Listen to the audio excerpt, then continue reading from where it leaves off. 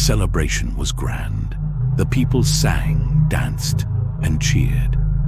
The Ark of the Covenant, God's very presence, was coming home. But then, in an instant, the music stopped. A man lies lifeless on the ground. The crowd gasps in horror. A moment of joy turns into a moment of terror.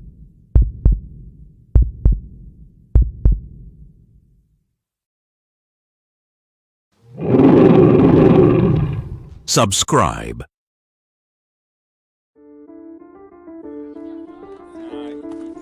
This is a day of victory.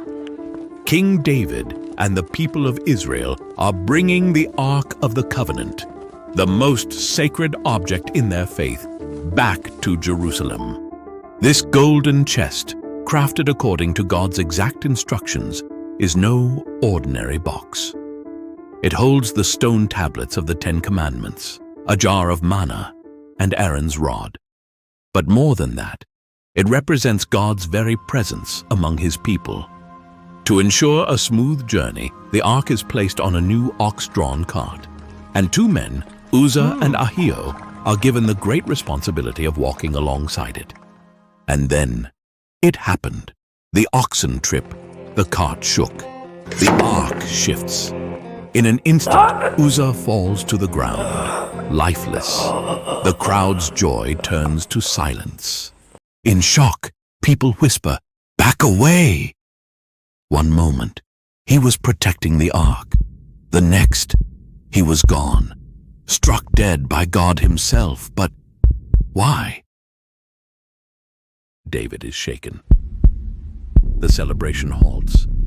Fear fills the air. This doesn't seem fair. Uzzah was only trying to help, right?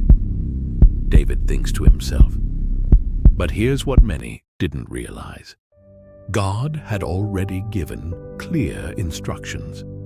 In Numbers 4:15, He warned that only the Levites, specifically the Kohathites, could carry the ark, and even they couldn't touch it.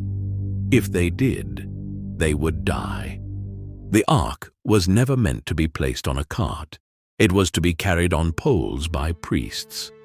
Uzzah, though well-meaning, disregarded God's command. He assumed that his hands were cleaner than the ground beneath him. This wasn't just about Uzzah's actions, it was about reverence. The people had treated God's presence casually, without the respect He commanded. The wind howls as David stands frozen, his heart pounding.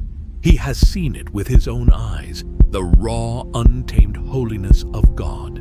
This is no ordinary artifact. The ark is power, it is presence, and mishandling it, deadly. With a heavy heart, David makes a fateful decision. He will not take the ark further, not yet. Instead, he entrusts it to a man named Obed-Edom. Now, over at Obed-Edom household, David finds out that unspeakable miracle starts occurring. Obed-Edom is blessed because of the ark. At first, his house is quiet.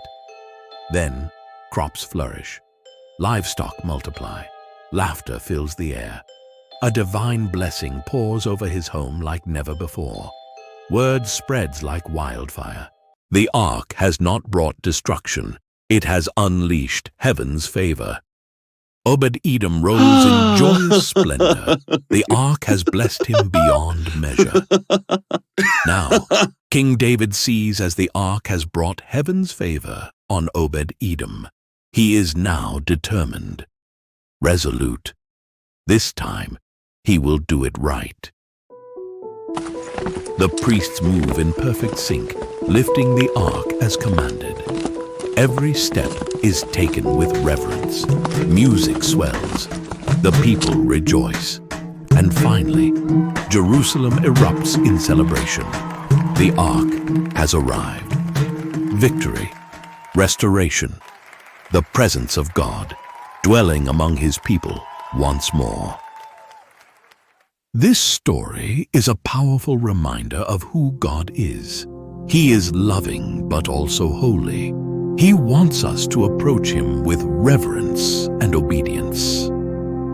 Uzzah's story is not just about judgment. It's about learning to honor God the way He deserves. It's a call to take Him seriously and to trust that His ways are always best.